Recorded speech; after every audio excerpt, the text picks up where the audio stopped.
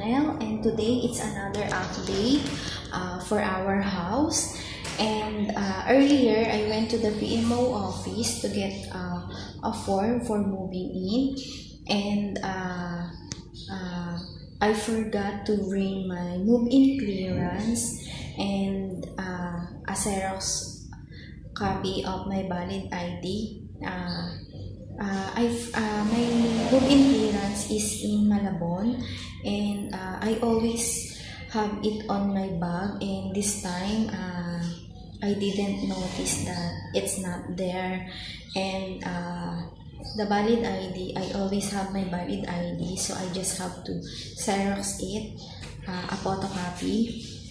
And then I was checking on my phone if I have the files that I have to check if my move-in clearance is there. So it's good, it's there. So I downloaded the file, and I will print it out later and go back to the PMO later. Since it's too hot to get out, I have to work here on my house for now. So I have a curtain here. I brought a curtain. This is my curtain in Malabon. So I'm gonna use it here. And I have Tatay's meter.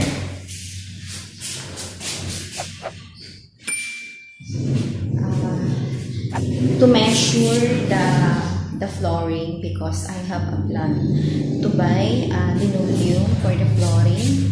And I also have this one. I don't know what's called with this hook. I'm gonna use it for my curtain. And I was looking my curtain, and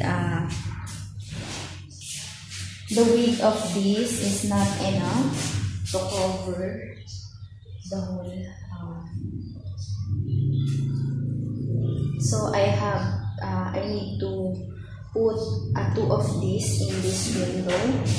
And since it's not gonna be a same color because it's just two, I'm gonna use it on that small window. I need to buy more curtain. So, but it's not a priority to buy. So, I'm gonna let the other window to have no curtain yet. So since this window, I can close this door.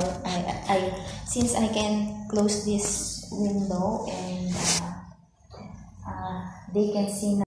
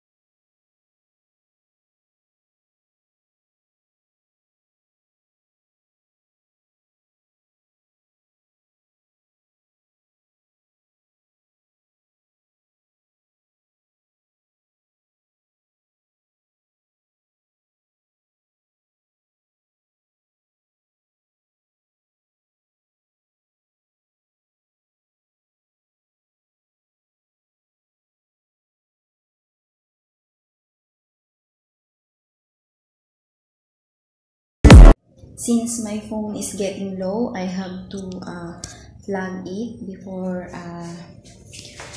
it gets died. Got drained and died. So I can still keep do the recording while it's on flag. I have this curtain rod. See, it's adjustable.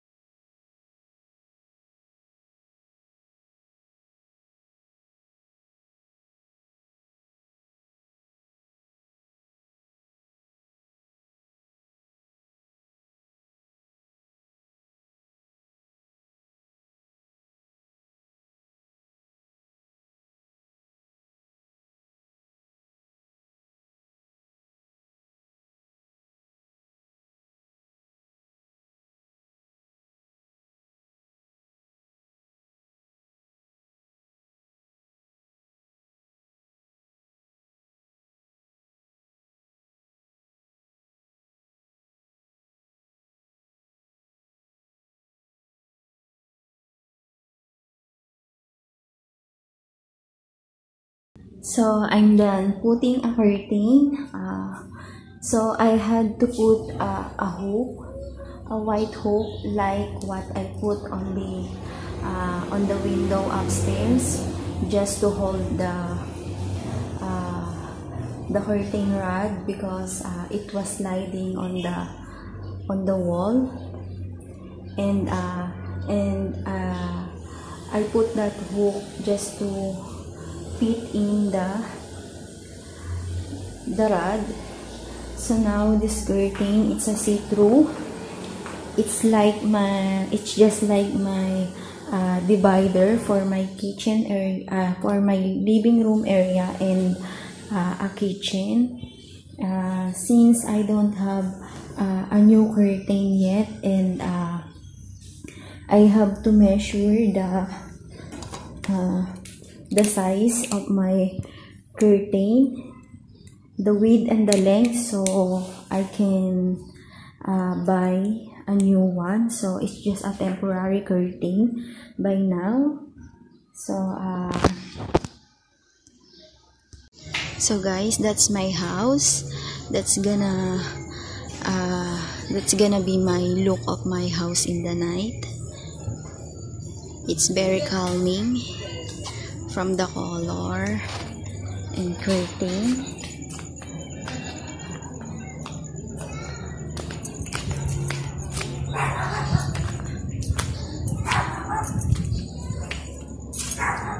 So I just opened the light here in the middle of the living, and then for the kitchen, and on the second floor, just the two lights on the side. Then when I'm going to sleep later, I'm gonna turn it off, that two lights. Then I'm gonna open this,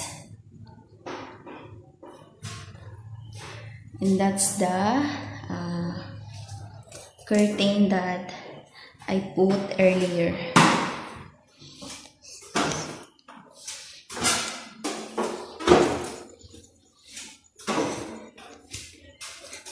I'm so happy with the color of my house, and I got a good choice when it comes to colors.